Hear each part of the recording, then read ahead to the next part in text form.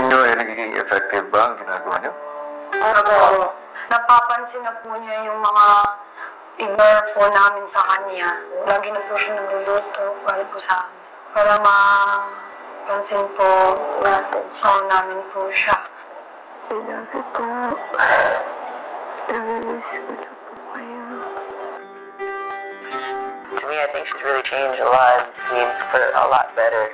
I agree with opinion. We feel bad because of all of us, we don't want hurt Keisha's feelings. But we expect it is happening, di ba? Alam ko, talagang mahirap para sa inyo ang inyong ginawa. But, growing up and having maturity is to be able to confront the truth. Ito na ang tamang pagkakataon, tamang panahon para sabihin sa kanya ang katotohanan. At ito ay ginagawa niyo lamang para mapagbuti ang inyong samahan.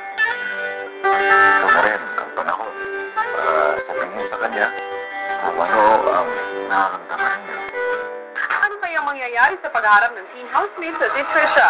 Tuloy na kaya sila magkaayos at magkaroon na ng pagkakaisa sa loob ng bahay ni Kuya? Stop na muna ang class. Let's all unite for one big purpose.